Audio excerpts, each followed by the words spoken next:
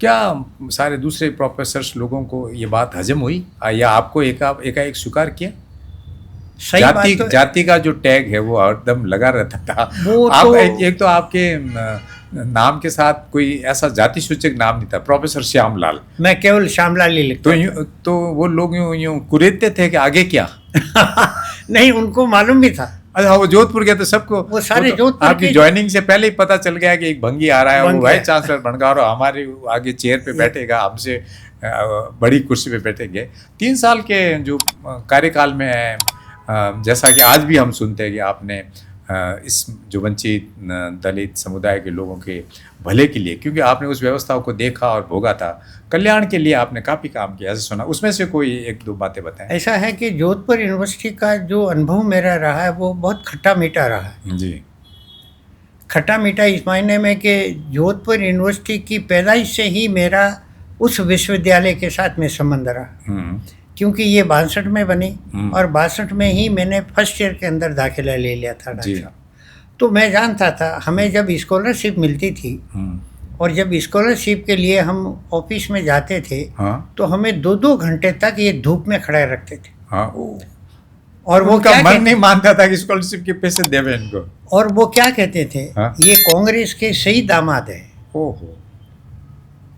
कांग्रेस क्योंकि उस वक्त सत्ता में थी और कांग्रेस के कारण ही हमें स्कॉलरशिप मिलती थी, कांग्रेस के कारण ही हमें यूनिवर्सिटियों में और कॉलेज में दाखिला मिल रहा था। तो ये जो फैसिलिटीज मिली, ये फैसिलिटीज सवर्ण समाज के व्यक्तियों को थोड़ी नागवार गई। तो इस तरह के तीखे बाण हमेशा सुनने पड़ते थे आपको?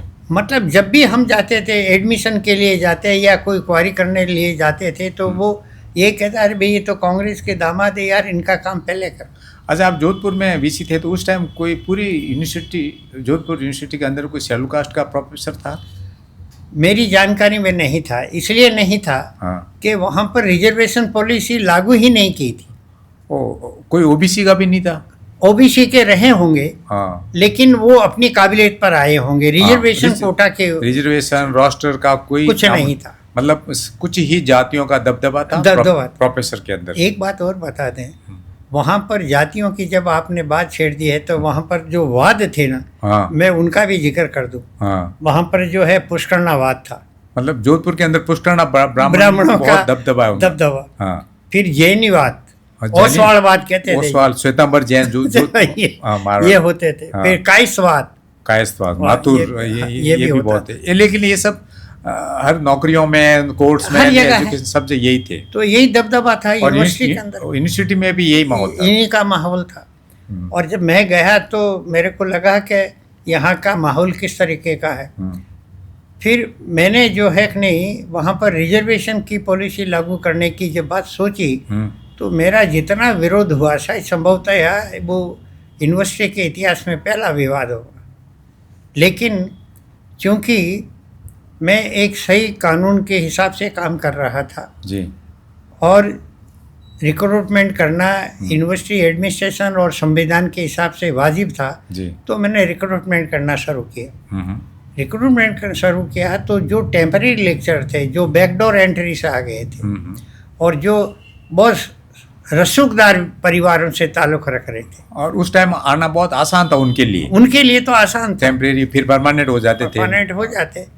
तो ये सारी जानकारी जब मेरे को मिली तो मैंने विज्ञापन निकाला और विज्ञापन के अंदर जो रिजर्वेशन जिसका हो सकता था वो हमने लागू करने की कोशिश की जी। तो बवाल हुआ।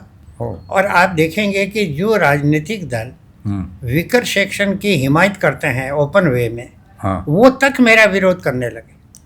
मतलब आपका कहने का मतलब कि जो राजनीतिक पार्टियां मंच पे कहती है कि हम दलितों के, पिछड़ों के बड़े हिमायती हैं, वो भी आपका विरोध इसलिए कि आप इस कम्युनिटी से बिलोंग करते हैं और आप ऐसा क्यों कर रहे हैं, ये गलत कर रहे हैं, वो कर रहे हैं। लेकिन मैंने बराबर करना जारी किया और नतीजे हुआ है कि इंडिया के अंदर मेरे उस वक्त में करीब 300-350 के आसपास में यूनिवर्सिटी रही होगी डॉक्टर साहब, लेकिन जोधपुर यूनिवर्सिटी के अंदर मैंने करीब 30 और 35 के आसपास में तो टीचिंग स्टाफ का रिक्रूटमेंट किया और उतना ही नॉन टीचिंग स्टाफ का रिक्रूटमेंट किया और इस तरीके से अगर मैं ये कहूँ कि इंडिया के अंदर जोधपुर यूनिवर्सिटी पहली यूनिवर्सिटी थी जिसके अंदर एससी और एसटी के लोगों का इतना लार्ज स्केल पर टीचिंग और नॉन टीचिंग में रिक्रूटमेंट हुआ तो अतिशयोक्ति नहीं हुई। जोधपुर यूनिवर्सिटी के आपके कार्यकाल की आप जिक्र कर रहे हैं सर, उस दौरान जैसे आपके बताया कि कई तरह के जातियों का वहाँ वर्चस्व रहा है हर फील्ड के अंदर, और दूसरी ओर उन जातियों का भी बिल्कुल अनदेखी रही है, हाशिए पे पटका गया है। उस माहौल में आप वीसी बन के गए, आपने जिन लोगों को यूनिवर्सिटी के अंदर टीचिंग और नॉन टीचिंग के अंदर कभी अवसर भी नहीं मिला, आपके आने के बाद उनको वो अवसर भी मिला जिसको आज तक लोग गिना रहे हैं। इसके अलावा और क्या, जो आप बाबा साहब की विचारधारा से प्रभावित रहे हैं, उससे संबंधित भी हमने सुना कि आपने एक वहाँ पे अच्छा सेमिनार किया था और देश भर के आप बुद्धिजीवियों को बुलाया था। ये बात राइट है कि मैं जब जोधपुर यूनिवर्सिटी में गया था तो मेरी जानकारी में ये बात आई कि जोधपुर यूनिवर्सिटी के अलावा जी दूसरे यूनिवर्सिटियों में भी डॉक्टर भीमराव अंबेडकर साहब को लेकर के किसी भी तरीके का कोई एकेडमिकल सेमिनार वगैरह नहीं आयोजित किया जाता है जी।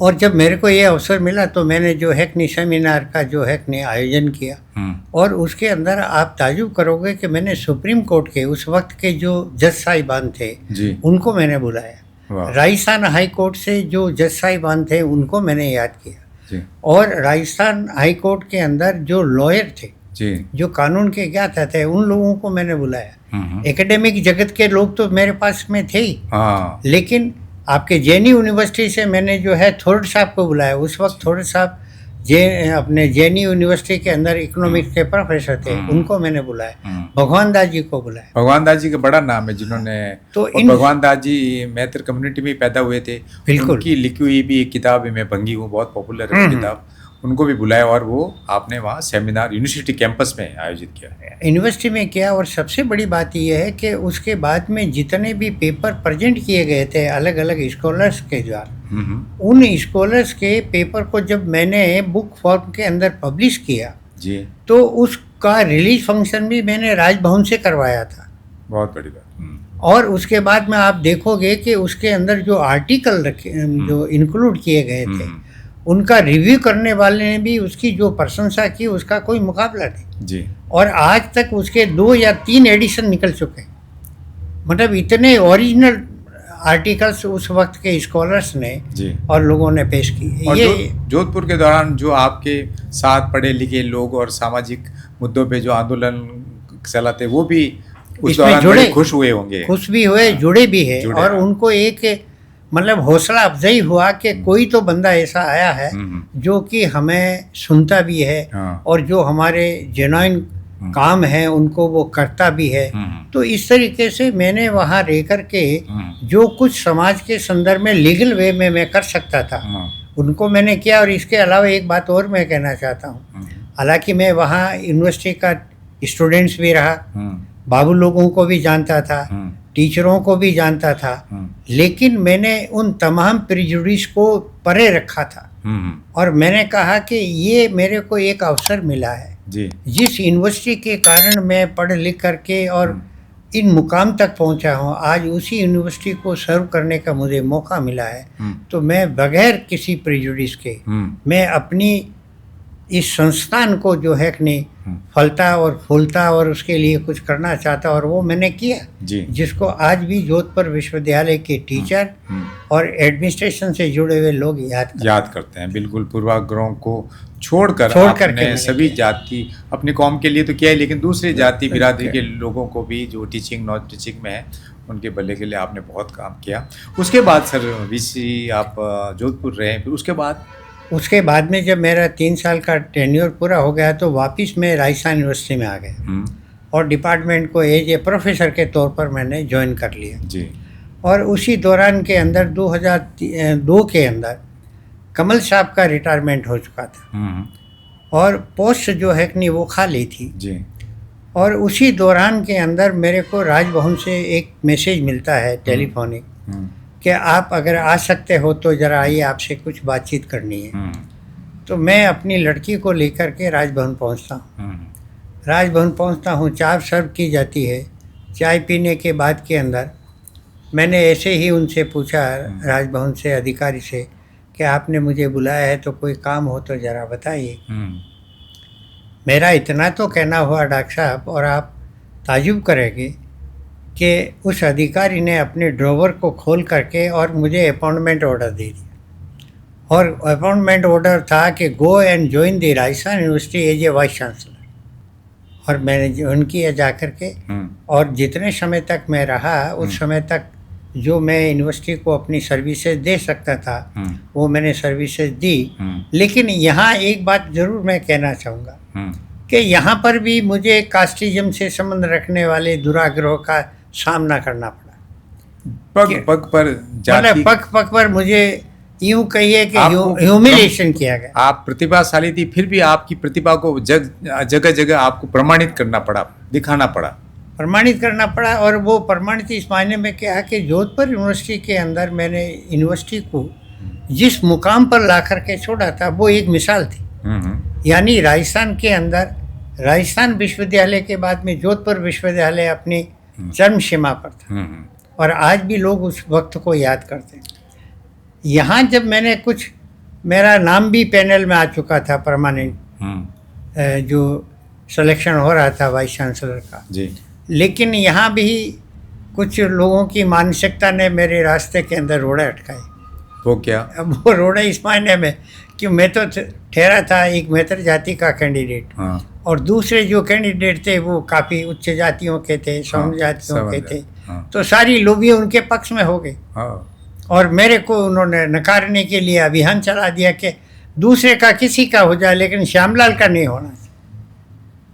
और इसी संदर्भ में एक मतलब जो विरोध आपको पीछे रखने के लिए वो आपस में झगड़ने वाले भी एक हो जाते एक हो गए। और यहाँ में अगर ये और यहाँ पॉलिटिकल दखल भी होता था तो जो पार्टियां दलितों पिछड़ों का हिमायती बताती वो भी उनके पक्ष में हो जाते थे। क्या उदाहरण बता रहे थे? अब मैं उदाहरण ये दे रहा था कि क्योंकि भैरव सिंह जी के वक्त में मुझे जो है कि नहीं जोधपुर यूनिवर्सिटी का वाइस चांसलर बनाया, और उस वक्त वो जो है कि नहीं राजस्थान को छोड़ करके दिल्ली चले गए थे और उपराष्ट्रपति के तौर पर काम कर रहे थे। और मैं जैसे ही उनसे मिलने के लिए दुआ सलाम किया, उनका फर्स्ट वाक्य जो मैं कहना चाह रहा था उसके पहले ही उन्होंने मेरे को कह दिया कि श्याम जी इस वक्त मैं आपकी मदद नहीं कर सकता।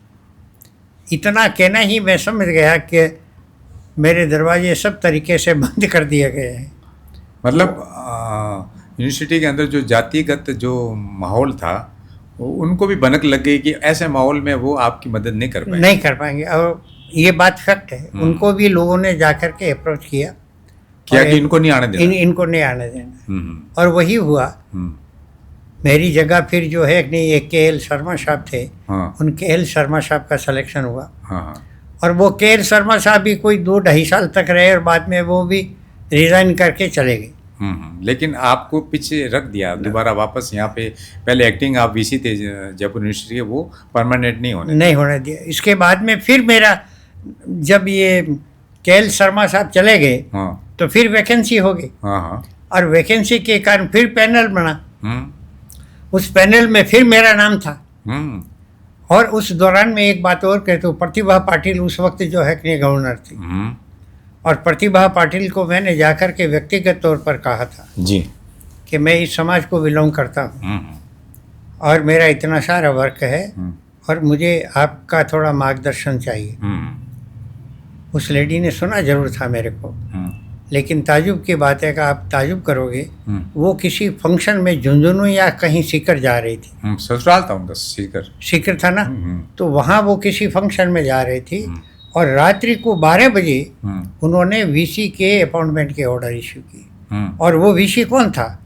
वो पूना से लाया गया हुआ जैन था, क्योंकि वो महाराष्ट्र से थी। वो महाराष्ट्र थे। जिसको लाया गया वो महाराष्ट्र थे। तो उन दोनों के कारण फिर मेरे को यहाँ आपको पीछे रखने के लिए, आपको आने नहीं देने के लिए, मतलब आप देखिए कि टीचर में नहीं, क्लर्क से प्रोफेसर, VC से भी, गवर्नर के दिमाग में भी यही बात है, जातिगत मानसिकता। और उन्होंने रात बजे जिस दिन मैं मिला हूँ तो उन्होंने कहा कि मैं अभी तो किसी फंक्शन में जा रही हूँ और वापिस आऊँगी। लेकिन वो अपना आदमी लाने के लिए रात के 12 बजे 12 बजे ऑर्डर फिर निकाले। वो बाद में कैसे आप पता चला? और फिर बाद में पेपर में आ गया था। ओहो। अच्छा, उसी दिन मेरा एक मित्र ने मेरे को रात्रि को फ़ोन कर दिया कि साहब बाजी अपना हार गए। मैं बाजी हारने का मतलब ही मैं समझ गया कि क्या है, और नेक्स्ट डे तो पेपर में आ गया।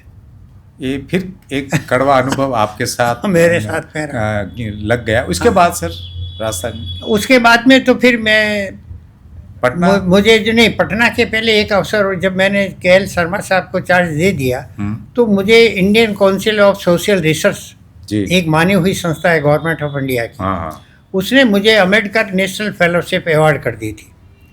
और वो फेलोशिप मुझे अवार्ड कर दी थी। राजस्थान के अंदर एक रेगर कम्युनिटी रहती है, हाँ, उस रेगर कम्युनिटी में आर्थिक, सामाजिक, राजनीतिक जो चेतना आई जी, उस पर मुझे शोध कार्य करना था। जी, और वो शोध कार्य मैंने सबमिट कर दिया। और उसके बाद के अंदर फिर जो है कि नहीं, वो मेरी 2 किताबें पब्लिश भी हुई। उसके बाद 2004 में मैं रिटायर हो गया। जी, 4 में रिटायर होने के बाद में 7 में मुझे जो है कि नहीं, जब वसुंधरा जी की गवर्नमेंट थी जी, और वो CM थी, तब उन्होंने मुझे यहाँ राजस्थान के अंदर एक दलितों का सम्मेलन किया था। और उस सम्मेलन के अंदर उन्होंने ये तय किया था कि गवर्नमेंट की तरफ से हम एक अम्बेडकर पीठ की स्थापना करेंगे। हाँ, जैसा लोग बता रहे सर, उस अम्बेडकर फाउंडेशन की रूपरेखा तैयार करने में भी आपकी प्रतिभा को देखकर सरकार ने माना, और उसमें भी आपका काफ़ी भूमिका यानी रही। पूरा ड्राफ्ट जो मैंने तैयार किया था, उस ड्राफ्ट में भी एक बात मैं बताऊँ, जब मैंने रफ ड्राफ्ट तैयार कर लिया था तो रफ ड्राफ्ट करने के पहले मैंने एक मीटिंग रखी थी। जी, और उस मीटिंग के अंदर जितने भी सोशल एक्टिविस्ट थे, जी, जितने भी अम्बेडकराइट थे, जितने भी कानून के ज्ञाता थे, जजेस साहिबान थे, जितने भी एकेडमिशियन थे, उन सब की मैंने ये हरिश्चंद्र माथुर इंस्टीट्यूट के अंदर एक दिन का सेमिनार रखा था।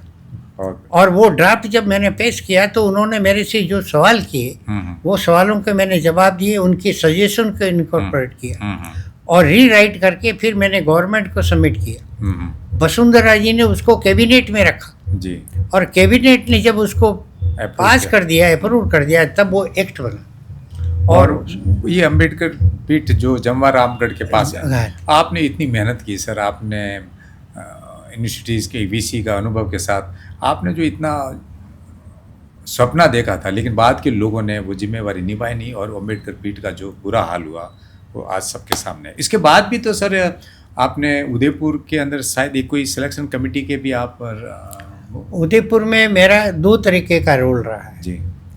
एक रोल तो एज ए गवर्नर नॉमिनी के तौर पर मेरा रहा है। जब मैं गवर्नर नॉमिनी के तौर पर उदयपुर यूनिवर्सिटी में नॉमिनेट हो गया था तो वहाँ सिलेक्शन में और प्रमोशन के जितने भी केसेज आते थे तो उसमें मैं शिरकत करता था। वहाँ जब मैं गया तो मुझे मेरे दलित समाज के टीचरों ने मिल करके ये संदेश दिया कि साहब हमारा प्रमोशन रोका जाता है और हमें नॉट सूटेबल कह करके जो है कि प्रमोशन देते नहीं।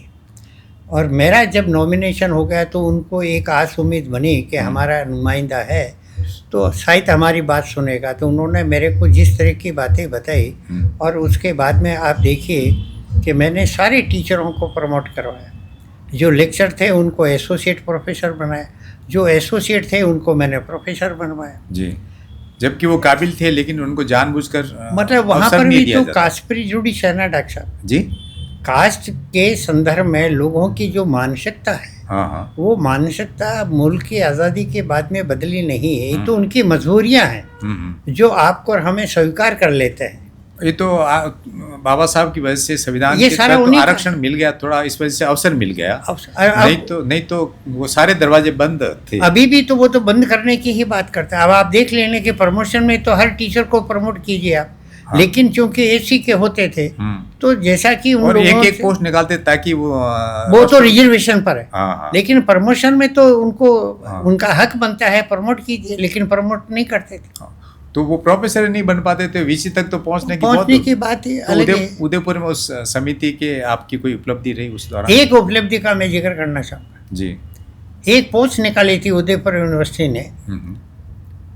अब उस पोस्ट पर अप्लाई करने वाली जो कैंडिडेट थी वो कैंडिडेट वाइस चांसलर की पुत्री थी। क्या पोस्ट थी? वो थी तो असिस्टेंट प्रोफेसर की। असिस्टेंट प्रोफेसर की पोस्ट, और वो जो उम्मीदवार थी वो वीसी की बेटी थी जी। तो वीसी साहब ने जो है अपने राजभवन को लेटर लिखा हाँ हाँ और ये कहा कि चूंकि मेरी लड़की उस इंटरव्यू में जी। बैठ रही है इसलिए मैं उसकी चेयरमैनशिप नहीं कर सकता हूँ जी। तो ये जिम्मेदारी आप किसी दूसरे शख्स को आप दे दें। तो राजभवन ने मेरे से कहा कि भाई आपको ये जिम्मेदारी देते हैं तो क्या आप तैयार हो? तो मैंने कहा मैं तैयार हूँ। मेरे को उन्होंने जिम्मेदारी दे दी। जिम्मेदारी दी थी तो मैंने सारे एक्सपर्ट वगैरह से कांटेक्ट करके एक टाइम फिक्स कर दिया। जब इंटरव्यू हो रहा था तो जो जनरल कैंडिडेट थे उनमें तो 4-5 कैंडिडेट आए हुए थे जी। जिसमें वो वीसी साहब की लड़की भी थी। तो उन 4-5 कैंडिडेटों में से जिसका मुझे सिलेक्शन कमेटी की राय के हिसाब से और एक्सपर्ट के हिसाब से करना था वो मैंने कर दिया जी। लेकिन जो रिजर्व पोस्ट थी उस रिजर्व पोस्ट के अंदर केवल एक कैंडिडेट ये पर हुआ था और पोस्ट भी एक, हर पोस्ट भी एक थी। अब जब वो इंटरव्यू दे करके कैंडिडेट चला गया जी। तो मैंने कमेटी के लोगों से उसके संदर्भ में राय जानना चाहा कि भाई बोलिए आपकी क्या राय है।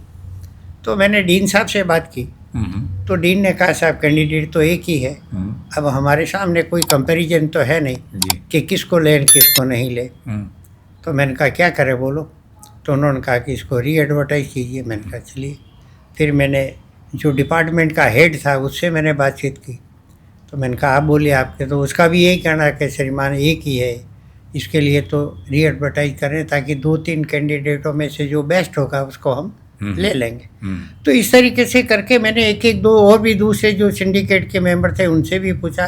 उन सब की राय ये थी कि एक कैंडिडेट है इसलिए इस पोस्ट को भरा नहीं जाए और दोबारा री एडवर्टाइजमेंट के।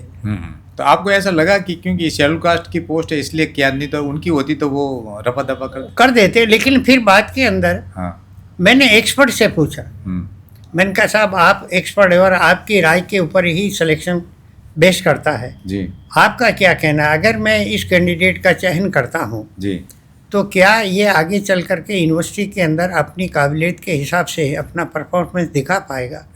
तो उसने कहा साहब कैंडिडेट तो एक है, वो तो सबके सामने है जी, लेकिन इसके अंदर क्षमता है, ये इसके अंदर चिंगारी है, केवल आग लगाने की ज़रूरत है। तो मैंने कहा आप इस बात से सहमत हैं कि अगर इसका अपॉइंटमेंट हो जाएगा तो ये अपनी योग्यता को जो है नहीं प्रदर्शित करेगा? कि बिल्कुल करेगा। तो मैंने कहा आप इस पर दस्तखत कर दी। उन्होंने तीनों ने दस्तखत कर दिया और उसके बाद में हेड और डीन को मैंने कहा कि भाई जब एक्सपर्ट जो जिसको आपने बुलाया है वही जब ये कह रहा है कि लड़का तो इंटेलिजेंट, अभी एक आया 2 आया उससे कोई मायने नहीं रखता है जी, तो उन्होंने सब ने दस्तखत कर दिया और वो लड़का एज ए लेक्चरर अपॉइंट हुआ, रीडर बना, प्रोफेसर बना और अभी हाल ही के अंदर राजस्थान यूनिवर्सिटी के अंदर जब वैकेंसी खाली हो गई थी तो वो कैंडिडेट पैनल लिस्ट के अंदर आ गया था, लेकिन चूंकि वो दलित था और दलित होने के कारण उसका सिलेक्शन नहीं हुआ और किसी दूसरे कैंडिडेट का सिलेक्शन हो गया। तो सिलेक्शन के मामले में तो वो कैंडिडेट इतना एलिजिबल था कि वो अपनी काबिलियत के कारण पैनल के अंदर उसका नाम आया। लेकिन ये भी जो भेदभाव आपने उस पद पर रहते हुए भी फेस किया। हाँ देखा। इसके बाद सर पटना राजस्थान से निकलकर आप बिहार की भूमि, बुद्ध की भूमि पर गए। उसका कारण था कि मुझे जानकारी मिली कि बिहार के अंदर कुछ यूनिवर्सिटियों के अंदर वाइस चांसलरों की पोस्ट खाली है और उन्होंने कुछ एप्लीकेशन इनवाइट की है। ये राजभवन ही करता है, हाँ, वहाँ एप्लीकेशन राजभवन इनवाइट करता है जी। तो मैंने भी अप्लाई कर दिया। हाँ। अप्लाई करने के बाद में एकाएक राजभवन का फ़ोन आता है और फ़ोन पर कहते हैं कि हम इतनी तारीख को इंटरव्यू रख रहे हैं। पटना से वहाँ पे अवसर मिला, वहाँ की खास क्या उपलब्धि थी पटना यूनिवर्सिटी की? और पटना यूनिवर्सिटी तो कहते हैं कि पाटलिपुत्र के उस ज़माने में की विख्यात रही हुई और आधुनिक काल में भी पटना यूनिवर्सिटी का बड़ा नाम रहा सर। और ऐसे जगह पे आपको सेवा करने का मौका मिला, क्या खास उपलब्धि रही वहाँ की?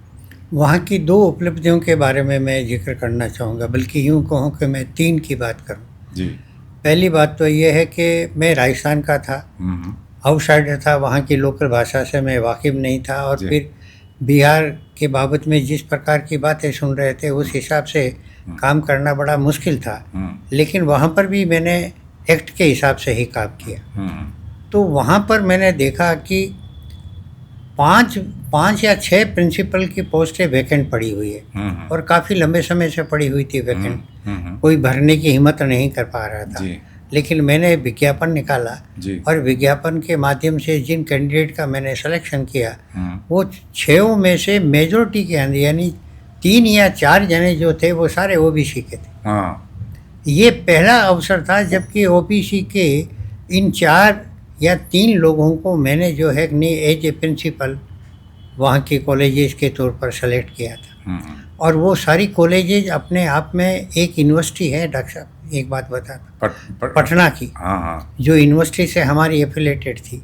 मतलब लोग कई बार कहते हैं कि आप शेड्यूल कास्ट के तो शेड्यूल कास्ट के भला के ऐसा नहीं, आपने बिहार में जाके ओबीसी के लोगों को भी जहाँ प्रिंसिपल नहीं थे पहले और आपके कलम से उनको अवसर मिला, अब उनकी योग्यता के आधार पर वो लाभ मिला ओबीसी। तो ये एक बहुत बड़ा अचीवमेंट था। लोग तो ताजुब कर रहे थे क्योंकि वहाँ पर कॉलेज भी बिके हुए हैं। बिके हुए इस मायने में कि इस पर्टिकुलर कॉलेज के अंदर पर्टिकुलर कम्युनिटी का ही प्रिंसिपल आएगा।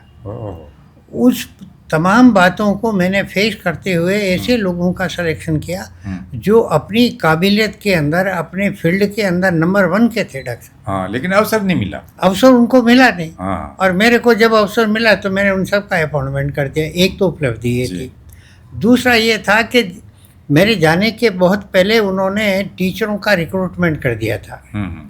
लेकिन कुछ ऐसे टीचर थे जो गवर्नमेंट कॉलेजेस से यूनिवर्सिटी में आ गए थे लेकिन उनको परमानेंट नहीं किया जा रहा था। और उधर गवर्नमेंट से जब वो निकल कर का आए तो उनका जो लाइसेंस था लिएजन वो ख़त्म हो गया था। तो उधर से भी गए और इधर भी परमानेंट नहीं हुए।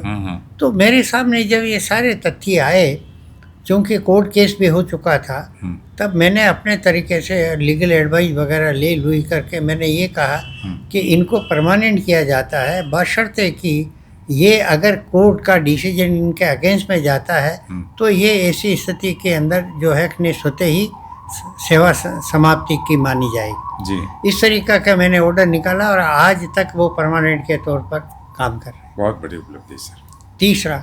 तीसरा अपॉइंटमेंट ये था कि कुछ लोग यूनिवर्सिटियों के अंदर गलत तरीके से कमाने की कोशिश करते हैं तो उन गलत तरीकों के अंदर इन्वॉल्व हुए जो 6 प्रोफेसर साहिबान थे, उन 6 प्रोफेसर साहिबानों की मैंने जो है नहीं सर्विसेज टर्मिनेट कर दी थी।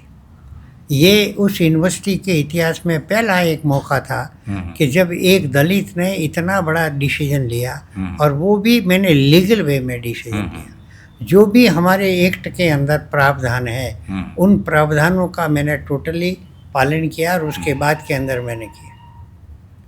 हालांकि विरोध हुआ मेरा। एजुकेशन मिनिस्टर ने मेरे से पूछा कि आपने ऐसा क्यों किया, तो मैंने उनको जिस तरीके से जवाब दिया उनसे वो संतुष्ट तो नहीं हुए लेकिन वो मेरा कुछ नहीं बिगाड़ पाए क्योंकि मैं राइट ट्रैक पर था। दूसरे लोगों ने भी मेरे से पूछताछ की। एक डिप्टी सीएम साहब थे, उन्होंने भी एक दूसरे के टीचर के बारे में पूछा कि आपने टर्मिनेट कर दिया। मैंने कहा मैंने कर दिया। फिर मैंने जब सारी हिस्ट्री बताई तो वो कुछ नहीं कह सके। एक राजस्थान से पॉलिटिकल व्यक्ति का फोन आया बिहार में, अरे शाम जी वो कहीं कर दियो। मैंने कहा कि ये इस तरीके से हो गया, आप बोलिए आप। तो कुछ नहीं कहा ठीक है। तो इस तरीके से प्रेशर भी आते रहे। बिल्कुल, मैं अगर ये कहूँ कि आप बिल्कुल बाबा साहब अम्बेडकर की धारा और उन्हीं के पे चले, क्योंकि जब व्यक्ति खुद नैतिक रूप से सुदृढ़ होता है ना, अपना सदाचार का जीवन होता है, खुद में कोई कमियां गलतियां नहीं होती, तभी इस तरह के कठोर डिसीजन लिए और वो आपने किया। बाबा साहब भी जो उनकी कलम चलती थी उन्होंने काम किया, विरोधी उनका एकाएक मुकाबला नहीं कर सकते थे। क्यों डॉक्टर साहब, एक बात तो मैं आपसे एग्री भी कर रहा हूँ और एक डिसएग्री भी कर रहा हूँ। मैं तो बाबा साहब के तो चरणों की भी धूल नहीं हूँ, उनके व्यक्तित्व जैसा तो मेरा व्यक्तित्व नहीं है, लेकिन उनका व्यक्तित्व का प्रभाव मेरे ऊपर ज़रूर पड़ा। वो इस मायने में पड़ा कि उनकी ऑनेस्टी के कारण हिंदुस्तान के दिग्गज नेताओं ने कभी उनके ऊपर उंगली नहीं उठा पाए जी।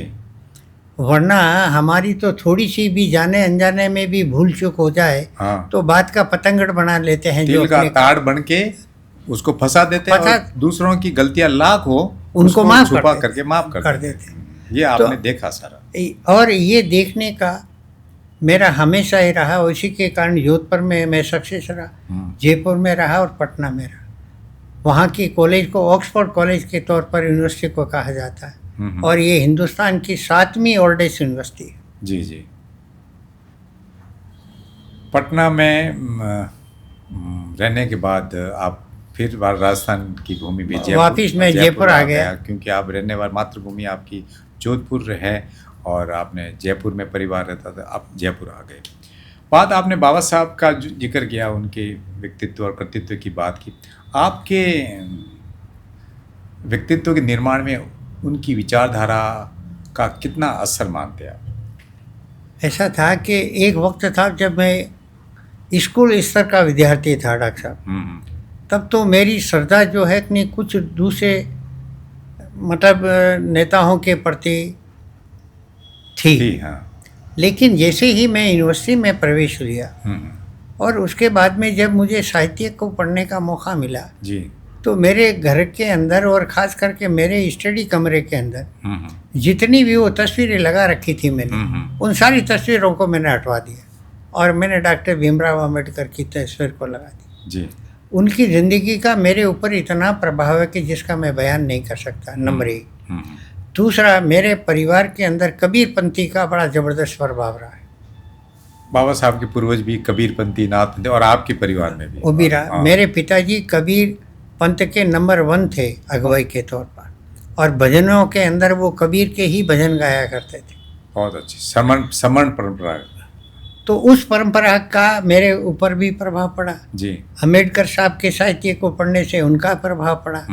तो इन प्रभावों के कारण और फिर समाज के अंदर मैंने जिस प्रकार की परेशानियों को झेला है, आप ताजुब करोगे, जब हमें कोई अटेस्टेड कराना होता था तो 2-2 घंटे हमें अफसरों की मतलब जो है कि ऑफिस के बाहर खड़ा रहना पड़ता था। बाबू कह देता, कभी चपड़ासी कह देता, कभी साहब बिजी है, 2 घंटे बाद आना। जब आप स्टूडेंट थे? स्टूडेंट था, अटेस्टेड करानी पड़ती ना, फोटो स्टेट करानी पड़ती। जी जी। एक बार किसी पत्रकार ने, अक्सर ये बाबा साहब का जब जिक्र करता है तो लिखते हैं कि वो रात को कोई पत्रकार गए तो 12 बजे का समय था, तो बाबा साहब को पूछा, बाबा साहब लिख रहे थे ना, तो पूछा कि आप अभी क्यों लिख रहे हैं? तो उन्होंने कहा कि चूँकि और सवर्ण जातियों के नेता तो अभी सो रहे हैं, आप जाग रहे हो। तो उन्होंने कहा कि उनका समाज तो जागा हुआ है, इसलिए वो सो रहे हैं, मेरा समाज सोया हुआ है इसलिए मैं जाग रहा हूँ और लिख रहा हूँ। 81 साल की उम्र है इस समय आपकी, लगता नहीं कि आप 81 साल भी युवा की तरह आप लिखते हैं। क्या आपको भी लगता है कि अभी आराम नहीं करना चाहिए, एक कलम चलती रहनी चाहिए समाज के भले के लिए, आम इंसानियत के भले के लिए? ऐसा है डॉक्टर साहब, विद्यार्थी जीवन से ही मैंने जिन मुसीबतों को सामना किया है ना, एक तो उनका मेरे ऊपर प्रभाव रहा है और दूसरा प्रभाव ये पड़ा कि अम्बेडकर साहब ने जिन मुसीबतों से निकल करके इस मुल्क को जो कुछ भी वो दे सकते थे उसको देने में कहीं कमी नहीं रखी, तो वो प्रभाव भी मेरे ऊपर पड़ा है जी। और आपको मालूम होना चाहिए, जब मैं गवर्नमेंट कॉलेज में टीचर था तो पहले तो मैं अपने बच्चों को पढ़ाता था 9 बजे 10 बजे तक जी। उसके बाद में मैं नेक्स्ट डे मुझे कॉलेज में जा कर के किस क्लास में कौन से लेक्चर मुझे डिलीवर करना है उसकी मैं तैयारी करता था, तो वो मेरे 2 घंटे 1.5 घंटे उसमें गुजर जाते। यानी कि 12 बजे तक तो मैं अपने कॉलेज के लेक्चर और बच्चों को पढ़ाने में गुजारता। उसके बाद में मैं रिसर्च का काम करता था और वो रिसर्च का काम मेरा 1:30 बजे तक 2 बजे तक चलता रहता। तो मुझे मालूम था कि मेरा कोई सहारा नहीं, मेरा अगर कोई सहारा बनेगा तो मेरी लेखनी बनेगी जी। और वही लेखनी मैंने आपको बताया कि जब मेरा इंटरव्यू हो रहा था राजस्थान यूनिवर्सिटी में, तो मेरे काम को देखने के बाद में उस डीन साहिबा ने जो ऑब्जर्वेशन दिए थे जी, उस ऑब्जर्वेशन का बयान जब मैंने अपने साथियों से किया तो उन्होंने कहा कि तेरा सिलेक्शन हो गया। तो ये काम ही है जी। जिस काम के कारण आपको जो है कि समाज के अंदर एक अच्छी जगह और काम करने का मौका मिलता। बाबा साहब ने स्लोगन दिया था, शिक्षित बनो, संगठित बनो और संघर्ष करो जी। अब मैं आपको बताता हूँ, अगर बाबा साहब ने विदेशों में जाकर के तालीम नहीं ली होती तो क्या वो ला मंत्री बन सकते थे? क्या कॉन्स्टिट्यूशन कमेटी का वो ड्राफ्टिंग कमेटी का चेयरमैन बन सकते थे? क्या मीरा कुमार जो है अपनी फर्स्ट लेडी लोकसभा स्पीकर बन सकती थी? नारायण जी क्या पहले दलित राष्ट्रपति बन सकते थे? नहीं। हैं? इसी तरीके से ये कोविंद साहब ये द्वितीय आपके बने हैं जी राष्ट्रपति, हाँ। तो क्या ये भी तालीम के कारण ही बने? इंग्लिश और बाबा साहब की सर, बाबा साहब के पिताजी सूबेदार थे और आर्मी के जो रिटायर्ड क्वार्टर में लोग रहते थे, वहाँ की वजह से बाबा साहब को इंग्लिश पढ़ने का अवसर मिला, क्योंकि आर्मी किसी रिटायर होते हैं उन कॉलोनी में ब्रिटिश लोग इंग्लिश पढ़ाते थे। आपकी भी इंग्लिश बहुत अच्छी है, आपने कई किताबें इंग्लिश में लिखी है, इसकी वजह कैसे रही, जबकि आपको तो कोई घर में माहौल ही नहीं था? नहीं, उसका कारण था जब मैं गवर्नमेंट कॉलेज में चला गया था तो दिल के अंदर एक ज़रूर ख्वाहिश थी कि यार कभी किसी यूनिवर्सिटी के अंदर प्रोफेसर बन जाए तो मज़ा आ जाएगा। अच्छा। अब वो एक दिमाग के अंदर जो फितूर आना था, हाँ। उसके कारण मेरे को अंग्रेजी के ऊपर थोड़ा सा ज़्यादा ध्यान देना पड़ा, क्योंकि मेरी तालीम तो पूरी फर्स्ट ईयर से पहली क्लास से लेकर के एमए तक बीए तक हिंदी मीडियम की रही। लेकिन जब कॉलेज में आ गया और लेखन का कार्य शुरू किया जी, तब मेरे को लगा कि अगर लेखन के कार्य के अंदर अंग्रेजी भाषा होगी तो आप अपना स्थान बना पाओगे, अन्यथा स्थान नहीं बना पाओगे। उस जमाने में आपने ये भाप लिया था कि इंग्लिश होनी बहुत ज़रूरी। और यही हम देखते हैं आपकी जितनी भी इंग्लिश में लिखी हुई किताबें हैं बहुत ही उनका स्टैंडर्ड है और बड़ी लोकप्रिय है, अलग अलग विषयों पर भी। लोग अभी भी मेरे अपने कुछ समाज के लोग कहते हैं कि आप अंग्रेजी में लिखते हो, हिंदी में क्यों नहीं लिखते हो? मेरा कहना है कि मैं तुम्हारी मजबूरियों को जानता हूँ। तुम हिंदी भाषा के पाठक हो जी, पढ़ सकते हो, लेकिन आंग्ल भाषा को नहीं पढ़ सकते। लेकिन मुझे तुम्हारी स्थितियों को दूसरे समाज के लोगों तक कम्युनिकेट करना, लेवल तक। बाबा साहब ने सारा जो लेखन है वो सारा इंग्लिश में किया है ना। अगर वो महाराष्ट्र के मराठी में लिखते तो वहीं तक सीमित रह जाता, वो सीमित हो जाते जी। तो उन्होंने इंग्लिश में किया और इंग्लिश में लिखने के कारण दुनिया की हर भाषा में उसका ट्रांसलेशन हुआ। तो वो भी जो आपके जो है लेखन की वो भी ट्रांसलेशन अब हो रहा है। बाबा साहब की बात चली, आप जिस कम्युनिटी में आपका जन्म हुआ, जिसको लोग मेहतर कहते हैं, भंगी कहते हैं, पंजाब में तो चूड़ा कहते हैं, क्या क्या नहीं कहते। अक्सर लोग इस कम्युनिटी के लोग आरोप लगाते हैं कि बाबा साहब ने उनके लिए इतना नहीं किया जितना दूसरी कम्युनिटीज़ के शेड्यूल कास्ट के लिए किया। आपका क्या मानना है? देखिए, ये प्रश्न आप अभी मेरे से पूछ रहे हैं, लेकिन ये बहुत वर्षों पहले ही मेरे सामने प्रश्न आ गया था, क्योंकि कई सेमिनारों के अंदर मेरे अपने ही समाज के लोगों ने ये प्रश्न किए थे उन सेमिनारों को करने वालों से कि आप अम्बेडकर साहब के बारे में इतना सारे सेमिनार कर रहे हो, लेकिन अम्बेडकर साहब ने तो हमारे लिए कुछ नहीं किया। आपको सुनना पड़ता था? मतलब मैंने सुना नहीं, मेरे को तो नहीं कहा उन्होंने। लेकिन दिल्ली के अंदर एक सेमिनार हुआ था जी, और दिल्ली के अंदर अम्बेडकर जयंती मनाई जा रही थी। तब एक लड़के ने उठ करके, जो स्वयं वाल्मीकि था, मेहतर कम्युनिटी से था, तो उसने कहा कि श्रीमान, सेमिनार शुरू करने के पहले मेरा एक सवाल है। अच्छा। आप उस सवाल का जवाब दीजिए। तो उन्होंने कहा कि बोलिए तुम्हारा क्या सवाल है। तो उन्होंने कहा कि सुनने में आया है कि अम्बेडकर साहब ने केवल चमारों के लिए और मारों के लिए काम किया है, हम भंगियों के लिए काम नहीं किया। तो उन्होंने जिस तरीके का जवाब दिया उससे वो संतुष्ट नहीं हुआ। ये बात फिर मैंने जो है अपनी लेटर स्टेज के अंदर भगवान दास जी से शेयर की।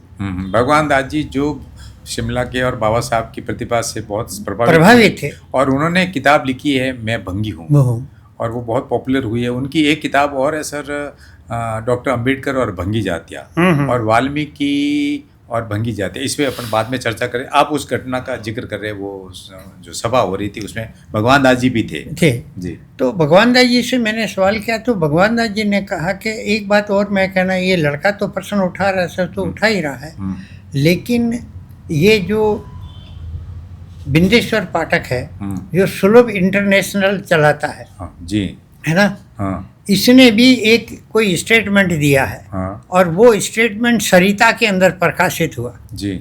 और सरिता के अंदर क्या स्टेटमेंट हुआ है, ये भगवान दास जी के शब्दों में है कि राजनीतिक नेता तो बहुत सारे हुए हैं और सब लोगों ने जो है अम्बेडकर साहब की जय जय करते, लेकिन अम्बेडकर साहब ने भी इन मेतरों के लिए क्या किया है। ये बात मुझे भगवान दास जी ने कही। तो भगवान दास जी ने मेरे को सरिता का एग्जाम्पल दिया कि पाठक भी यही कह रहा है कि अम्बेडकर साहब ने दूसरों के लिए क्या, इन मेतरों के लिए कुछ नहीं किया। और वो लड़का भी कह रहा है कि नहीं किया। तो मैंने कहा यार अब तो इस पर कुछ करना चाहिए मेरे। और जब करने की बात आई तो मैं 3-4 साल तक जो है अपनी दिल्ली यूनिवर्सिटी लाइब्रेरी में गया। वहाँ से मैंने लिटरेचर पढ़ा। भगवान दास जी के द्वारा और दूसरे लेखकों के द्वारा अम्बेडकर साहब के बारे में जो लिखा गया उसको मैंने पढ़ा। एक और किताब है, मैं नाम भूल रहा हूँ, मेरे 25 साल का, मैं अम्बेडकर साहब के साथ मेरे 25 साल, ये किसी एक लेखक की किताब है, सोनलाल जी शास्त्री, सोनलाल शास्त्री जी। उसकी किताब को मैंने मंगाया और उसकी किताब को मैंने पढ़ा। इस तरीके से ऋतु की किताबों को भी मैंने मंगा करके पढ़ा।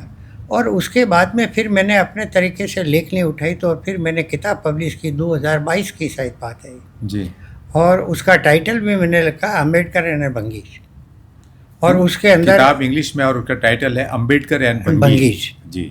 उसके अंदर ये घटना का जिक्र किया है लखनऊ का जी, कानपुर का है, सॉरी, लखनऊ के अंदर जो उत्तर प्रदेश के अंदर जो मूवमेंट हुआ था दलितों को लेकर के, उस मूवमेंट को लिखने वाला अपना एक दलित प्रोफेसर है जो अब दुनिया में नहीं रहा। उन्होंने यूपी के दलितों के एजिटेशन पर वो किताब लिखी थी जी। उस किताब को जब मैं पढ़ रहा था तब उसने एक घटना का जिक्र किया जिसका मैं अभी जिक्र करना चाहूँ। बाबा साहब अपने रेलवे कोच के अंदर बैठ करके और कानपुर जा रहे थे। कानपुर जब वो गाड़ी रुकी तो मेतरों ने जो है नहीं ग्रुप में आकर के और अम्बेडकर साहब के खिलाफ में नारे लगाए। ये बात अम्बेडकर साहब के कानों तक किसी तरीके से पहुंच गई। बाबा साहब ने अपने आदमियों को कहा कि तुम में से कोई जाओ 2-4 जनों और ये ग्रुप में जो स्लोगन लगा रहे हैं उन में से बुला करके मेरे पास में लाओ। वो गए, मेतरों के 2-4 व्यक्तियों को उन्होंने बुलाया और बाबा साहब से उनकी मुलाकात करवाई। मुलाकात कराने के बाद में बाबा साहब ने उनसे कहा कि ये मेरा जो सैलून है उसके अंदर कुछ मेरे आदमी बैठे हुए हैं जो मेरे साथ ही यात्रा कर रहे हैं जी। तुम जाओ और उनकी जाति लिख करके लाओ। वो 4-5 जने जाते हैं, सैलून में बैठे हुए कर्मचारियों से बातचीत करते हैं और उनकी जात लिखते हैं। 15-20 आदमियों में से मेजॉरिटी के अंदर सारे के सारे मेतर कम्युनिटी के लोग थे और एक क्रिश्चियन था। और जब वो ला कर के बाबा साहब को लिस्ट दी तो उन्होंने कहा कि अब बोलो। अब वो हकीकत में क्या बयान करते हैं, मेतर कहते हैं कि बाबा साहब हमें तो कांग्रेसियों ने भड़का करके भेजा था कि बाबा साहब तो केवल समारोह के लिए और महारों के लिए काम कर रहे हैं, तुम्हारे भंगियों के लिए नहीं काम कर रहे हैं और हम तो आपसे माफ़ी मांगते हैं, हमारी गलत फहमी थी और उसके कारण हम आपके अगेंस्ट में कर रहे थे जी। एक दृष्टांत और है उस किताब के अंदर जी। जब राउंड टेबल कॉन्फ्रेंस चल रही थी 1932 में और बाबा साहब और गांधी भी वहाँ पर पहुँचे हुए थे। दूसरा दौर था। तो लाहौर गेट है एक लाहौर शहर के अंदर जी। वहाँ पर सारे अछूत लोग इकट्ठे हुए और ख़ास करके ये मेतर लोग इकट्ठे किए गए थे। मेतरों को इकट्ठे करने वाला और कोई नहीं, कांग्रेसी दल था। और कांग्रेसी झूठे टेलीग्राफ भिजवा रहे थे लंदन। क्या ये हमारे प्रतिनिधि नहीं है कि ये जो है अम्बेडकर साहब हमारे प्रतिनिधि नहीं है, हमारे प्रतिनिधि तो गांधी है। ये झूठे दस्तखत करवा करके पैगाम भेजाए जाते और उसमें मेतर सबसे आगे थे जी। तो ये जो गलतफहमियां इन लोगों के दिल और दिमाग में जो भेजी गई उसके कारण, अब मैं आपको राजस्थान का एक उदाहरण देता हूँ जी। मुल्क आज़ाद नहीं हुआ था और बेरवा समाज के लोग यहाँ के जो एजिटेशन हो रहा था उसके साथ वो जुड़े हुए थे।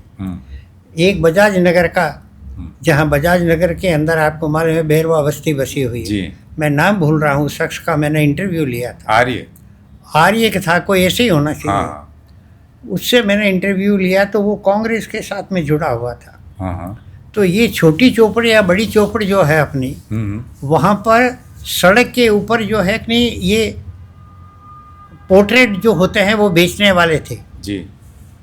जैसे गांधी है, नेहरू हाँ, या हाँ, पोस्टर नेताओं के थे।